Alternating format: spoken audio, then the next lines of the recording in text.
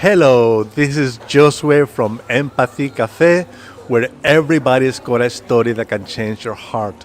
We are broadcasting live from Starbucks, my favorite coffee shop. So you will hear sounds from the background. That's normal when you are talking with a friend at a table. You hear people ordering drinks. That's the ambience we are looking here. Today we are going to talk about parenting, especially parenting teenage daughters. And there will be four questions that we will ask Stephanie. The first one is what happens when your daughter says, "Mom, I'm fat."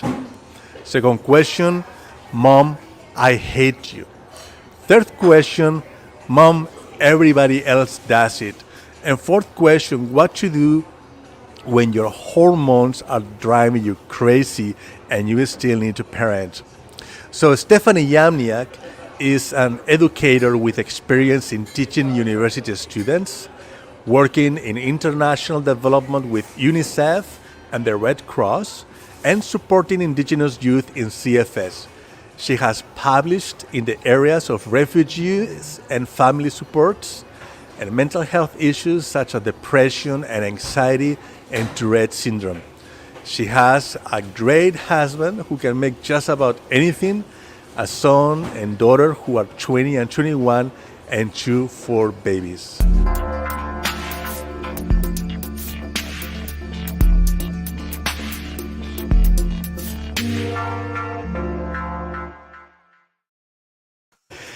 Well, Stephanie, hello. How are you doing? I'm good. How are you, Josue? So nice to see you. It's nice to see you too. I'm having a good coffee here at Starbucks, and I'm I've got glad. my cafe au lait as well. Very good. And it's so exciting that we get to talk together about parenting. So let's just go ahead with the questions. When your daughter says, "Mom, I'm fat," what do you do? I remember being a teenager. I actually found this journal when I was 14, and it says, I am so fat, I weigh 105 pounds. This is me at like 5'6", but I was so fat. So I often will share my own experiences with my daughter when she says stuff like that. So she says, "Oh, Mom, I look so fat." I'm like, "Honey, you are a beautiful young lady. You are who you are. If you want to be healthier, I can help you do that. We can talk about nutrition and exercise and anything you want. But you are a beautiful person in your heart, and I love you." I always end in "I love you." And I notice that my daughter always says that every phone call, "I love you," every single phone call, even if we've been fighting. Because we've built that trust. It takes time to build that trust. When my daughter was in grade 2, she came to me and she said, "Mom, do I look fat in these jeans?" Grade 2. So that is shocking to think that society is telling girls who are 8 years old that they look fat. That shocked me. And I said, "What are you talking about?" She said, "Oh, well, my friend's sister is 13. And she told me I looked fat in these jeans." Huh. 8 years old. So, as a mom, you have to let your kids know that you love them unconditionally, you accept them unconditionally, but we're fighting against a lot of self-image lies in the media and even just among other teenagers and other young ladies. What are the biggest lies that you find on social media? I think that you have to have a boyfriend, Uh huh. and that you won't get one unless you're skinny and beautiful, Uh huh. which is not true. And how And do they portray that lie? How do you know they say that? yeah, I guess when you look at like the teen magazines, they're Okay. all very beautiful. They look very confident. Their hair is just perfect and their makeup is perfect, Yes. uh, right? And there's so many tutorials like on Instagram and on social media that say this is the way to do your makeup to make people like you. Now, it's always good to look around and find ways to look better or to look good. So I'm not saying anything against that. We should always be self-improving. But when the media says you are not good enough, that's wrong. So we as mothers, we have a lot of power in the lives of our girls. I believe that. If you are building that trust with them. So when they say, "Mom, I'm fat," and you say, "I love you unconditionally. How can I help you do something that you want to do?" That shows that you support them, but just that you love them the way they are. Most important thing. What about if they ask you, how can I lose weight? Isn't Yeah, then when like at what age do you start thinking about losing weight, if that is a well, problem? grade two apparently is when young girls. I mean, again, shocking that girls at that age are talking about it. But I never talk about like the number of my weight. It's always if I fit in my clothes. And so if someone says, I feel fat, I weigh this much, I'm like, do you fit in your clothes? Is your heart rate good? Is your cholesterol low? Like, those are for adults, I guess, not for kids. They're not checking their Yeah. cholesterol yet. But it would be, are you healthy? So then I would love to, I'll exercise with you. Let's find a video on YouTube and let's do some exercises together and then talking about what we eat. My particular daughter loves cheese. She can have cheese for 5 meals a day. And that's a problem. Yes. So I have had to not buy cheese as often. I like cheese too. I don't have very much, but I sure love it. But I don't keep it in the house as much as I used to. Because Mom,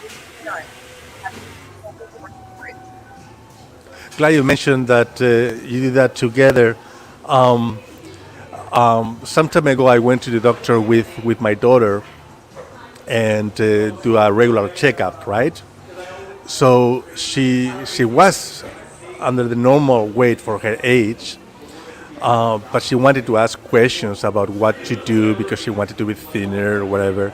And the doctor said, whatever you do, the doctor said that to me, not to her, when I was by myself with the doctor. She said, whatever you do it together. Don't put her on a regime or to do exercise by herself, but as a family, go out as a family, take time to do exercise together so they see that she's not singled out. that's a very good point. I thought of another point while you were talking is your children will listen to the words you say. So if you are always saying, "Oh, I look so fat. Oh my goodness, I wish I could lose weight." If you're always saying that, your daughter is going to start thinking, "Maybe I should be saying that. Maybe I should be losing weight. Maybe I do look Yes. fat." Yes. And so they listen to what we say very, very carefully. So try and think about the words that you say about your own self-image. Just think about it before you say it. Wow, you just put the finger in the where I am right now because I am in a healthy in a health journey. I don't want to call it weight loss journey, but I do need to lose weight because I've gained a lot of weight due to some medications I'm taking, right? Right. And I'm discussing that at home. So I need to be careful what I say. It's very interesting. I went to a doctor appointment with another couple. They had asked me to come and be their support. And the daughter was talking about what she ate, like all the time. "Oh, today I had this and this and this and this and this." And the doctor looked at the mother and said, "Are you talking about your weight all the time?" And the mother said, "No." And then she looked at the father and he said, "I always talk about what I eat. I have to eat this today. If I don't eat this, I'm going to get fat. I binge a whole box of ice cream." And so the doctor's like, "Oh, that surprises me. But you as a parent need to watch how you talk about yourself being overweight or not." And so that goes for men and women. Do you check your daughter's Instagram account I do. when they are teenagers? I do. And I have friends. Like she's friends with all my friends on Instagram. like like her aunties. And so Okay. I have had her aunties call me and say, go on Facebook right now and see what she's posted, or go on Instagram and see what she's posted. And again, it's not like an overhanging, we're watching what you do. It's a village. It takes a Yeah. village to raise our Yeah. girls and our sons. And so I appreciate that she knows she has aunties that love her. And every once in a while, I have a couple friends who I haven't even talked to in like maybe 6 months, and they'll text me, oh, I was talking to your daughter today, and she's worried about this, and I hope I helped her. And so just for me knowing that just makes me, again, I'm a part of a village, and so is my daughter. That's true. That's true. Thank you. Let's move to the second question. Mom, I hate you. I don't know if she has ever said that to you. You don't have to disclose that if you don't want to. But there are other ways of saying I hate you. Yeah. That like What do you goes do? right into your heart, doesn't it? You feel like you're just gonna die. Like, oh my goodness, I gave birth to you, Yes. and I suffered for you, taking you to Yes. soccer in the rain and doing this and that, right? You start thinking about all that as a parent. But no, they're just mad. They still love you pretty much. Maybe not in that moment. Maybe in that moment. I have a friend who her daughter said to her once, I don't even think of you as my parent. Ouch. That hurts. Ouch. Yes. And so I just was coaching her, saying, you know what? It's a moment in time. Just let it go. Give her space. It's important to give space. It's important that you say, I love you even though you're mad at me. I'm here when you're ready to talk. And that's really the biggest thing, is you're an anchor to your child. If they know that you are steadfast in your love for them, that no matter what they say, you're still going to be there when they're ready to talk. Yes. I've seen parents say, well, I hate you too, because they need to know how it feels to be hated. No, that's stupid. That's bad parenting. Sorry. You are the parent. You are the adult. You are the one that is the rock. You can take it. Just take it. Okay, you're the parent. You're the adult. Are you a friend too to your daughter? Yes. Okay, Absolutely. can it go together, friend and parenting?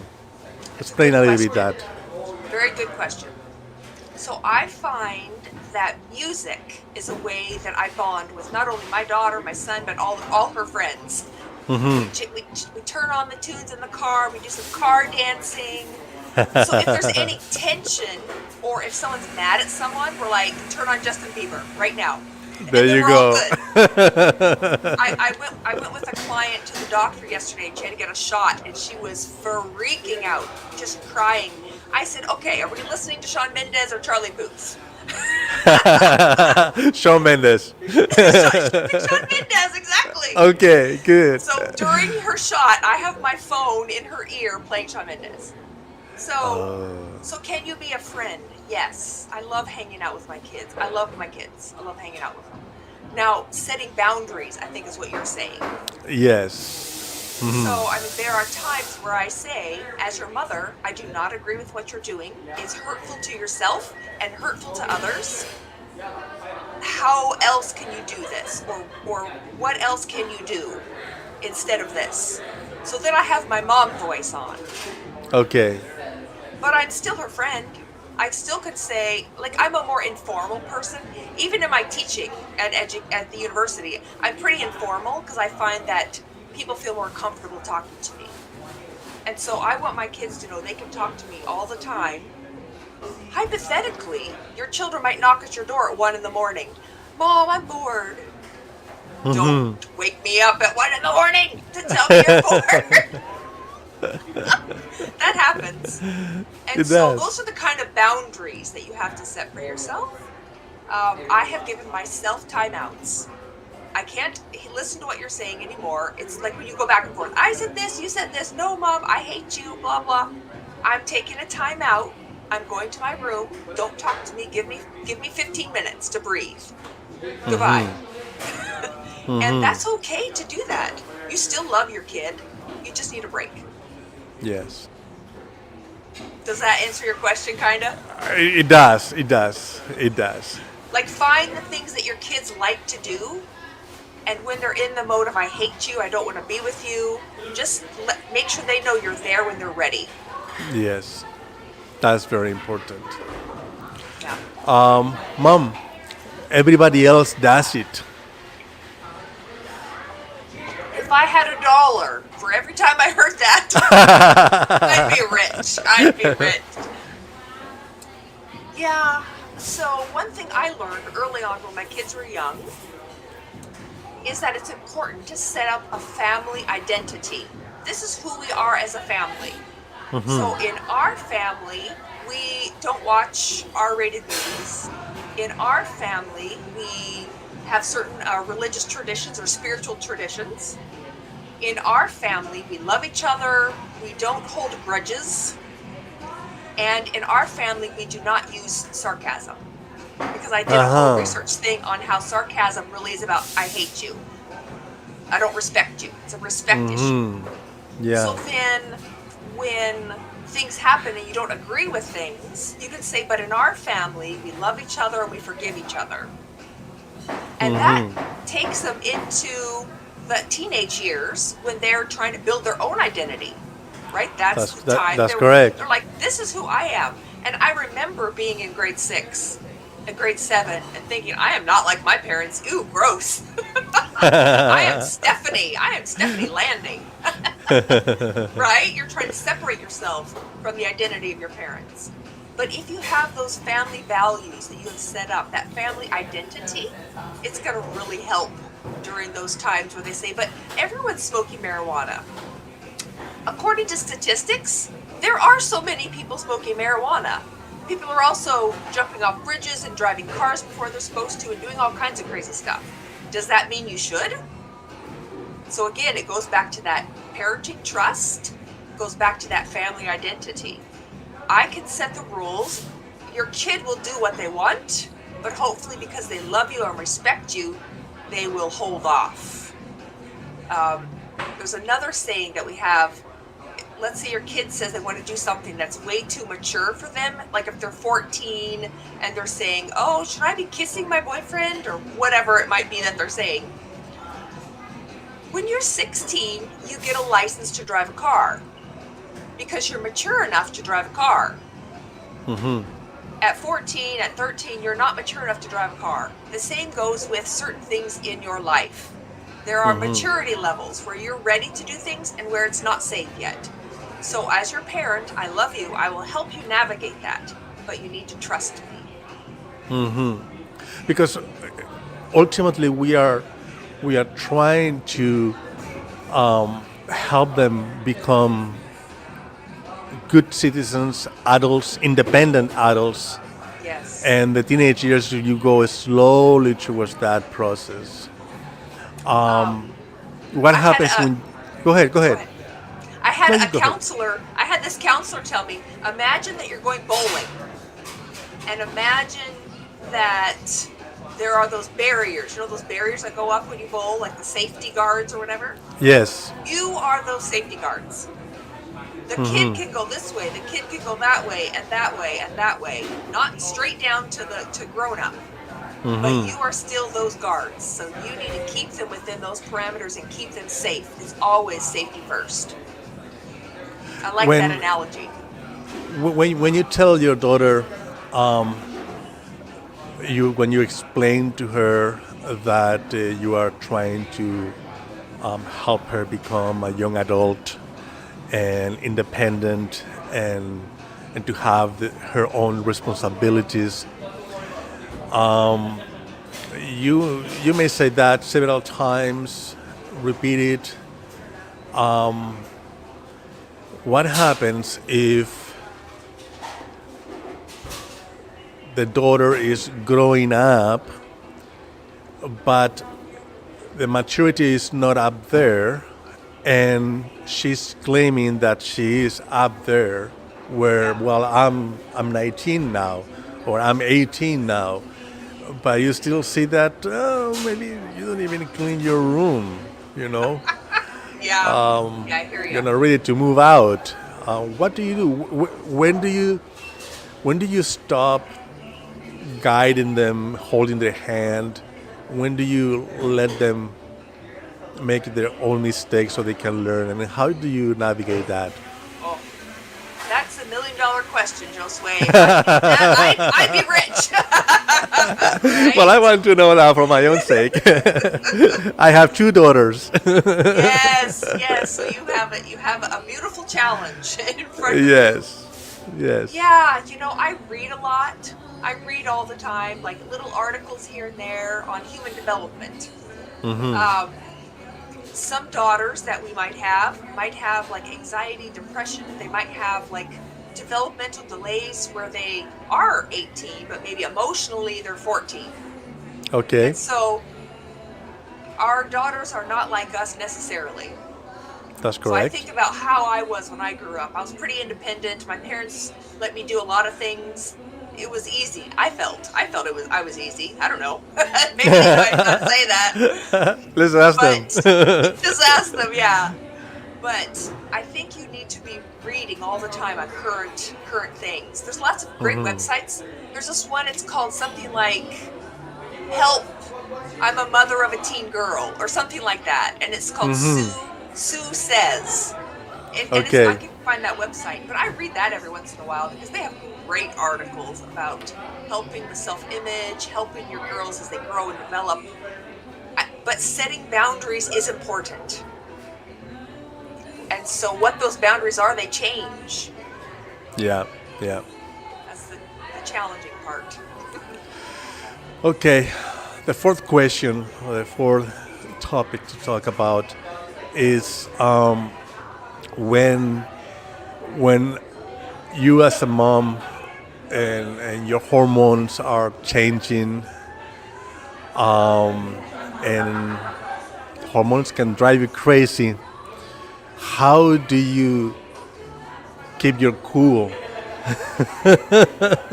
How do you parent You a tell teenage daughter me. that because both Yeah. both the teenage daughter she's going through hormonal changes, and by the time the daughter reached the teenage years, oftentimes the mother is going through premenopause or Yeah. menopause, and there are Yeah. hormonal changes there too, and so you have a child and a parent both with hormones going crazy. Wow. Wow. How do you navigate that? I'm not Lots of assuming that's chocolate. your case, but if you have heard of Yeah. it, Lots of chocolate. lots of Every- chocolate. I have a saying with my wife. That I throw the chocolate and hide behind the desk. I love it. I love it. Good. You're on the right track for sure. Okay, good. Oh my goodness. So when I was 35, I think my doctor said you're in perimenopause. I was like, what is that? I've been having headaches. I had joint pain. I had brain Yes. fog. I was dropping things. I thought I had MS. Like I was really concerned. And so she did all the tests. She's like, no, you're just in perimenopause. I was like, what is that? So apparently, ladies, lucky for us, we're in menopause for 15 years. Did you know that? We have 5 years of perimenopause, 5 years of menopause, and then 5 years of postmenopause. Yeah, we're so lucky. And so we gain weight, we get annoyed and irritated very easily. And then we have teenage daughters who are going through their own hormonal changes. So it is such a big challenge to try and stay focused on doing what is right and being kind when you're freaking out yourself or just irritated. I think for myself, that was the biggest challenge. I was very irritated and annoyed a lot. I'm like, why are you children being so bad? I mean, and I don't say that you're bad kids. That's not who I am. But Yeah. when you're irritated, you're like, why are you Yeah. annoying me? Go away. Just go away. Yeah, So yeah. I found that walking for me was the best. Or I go to Chapters bookstore. For your own mental health, you're talking. Yes. Yes. I say I'm going. Goodbye. I remember saying that. Or I go to the movies by myself. That was a really good one too for me. And so when Mama is annoyed and she's going somewhere, you just let her go. And those are for me. Those are three things. And then I pray and I read the Bible for me. reading the Bible is so soothing and calming because for me, there's an answer to every problem in the Bible. So I read all of those great verses like, let not your heart be troubled and cast your cares on him and all things work together for good. So for me, that helps also. But walking, going to the bookstore because that's my happy place, so find whatever your happy place is, and going to the movies by myself. I really liked that. I felt so like I don't know, like I could just be alone instead of having to be on. I find, Yes. like as a parent, we have to be Yes. on all the time. All the time. It's exhausting. It is. It is. What should I do, Mom, about this? What should I do about this? Or I hate you, Mom. You're like, oh, please, just give me a minute by myself. So you are saying that in order to be a better parent to your teenage daughter, you need to take time for yourself. You need to take care of yourself. Absolutely. Absolutely. You need to find out what those things are that will help you to be safe. And if you take care of your own mental health, then you become more stable. Yeah. With or without daughters, with or So- without parenting, you need to take care of your mental health. You become stable, and then your daughter may be going up and down, but she knows that you are always there Yes. at a level that she can reach you. Yeah. I've go always ahead. told my kids I have a cup of energy. And you, as my children, I say, you have a cup of energy. When your cup is empty, you are not going to be your best self. You're going to be angry and tired and annoyed. And so you need to figure out what fills your cup. And so as a mother, we especially have to do that when our hormones are all over the place. You need to find out what fills your cup. And so for me, I know what it is. I have found a couple new things because I have some very good women who are my friends and of my same age. And so we often counsel each other. I have one friend about once a month we go for breakfast just to catch up. Her daughter's the same age as my daughter and her mom is the same age as my mom because I'm like as a caregiver for my mom from far away as I'm a caregiver for my daughter. And so find wise counsel, find good friends who are going through the same thing and be willing to share. You need to know who you can share with. That's important though also because you can overshare with someone who is an anxious person or a worried person or who doesn't keep secrets and that's not good. Well, you don't want that. Definitely. Yeah. Well, Stephanie, thank you so much. Thank you for You. chatting with us. As final words, any words of wisdom that Stephanie has for the moms out there that are watching us? Go ahead. It's important that you have filled yourself so that you have something to give. That's very important. And try and have a growth mindset, which means I'm always learning. I'm flexible. I'm willing to listen to what my daughter says to me, how she's feeling. And you don't have to always react. Sometimes you just say, oh, thank you for sharing. And then you think about it for a little while about how you should react. So just love your girls, give them all your love, and let them know you're there for them. Thank you very much. Yeah, thank you, Josue. Nice to see you. Actually, can you when we are done, can you add in the comments the website that you were referring to earlier? I will. Okay. Thank you very much. Okay, Bye, take Stephanie. care. Bye. Bye-bye. Well, that was our time with Stephanie. We have shows like this every week. We download it as well as a podcast. You go to www.empathy.cafe. You can find there the live video. You will find the podcast as well. And if you want to support this podcast, you can also tap on the donation button. Thank you very much. Peace and love.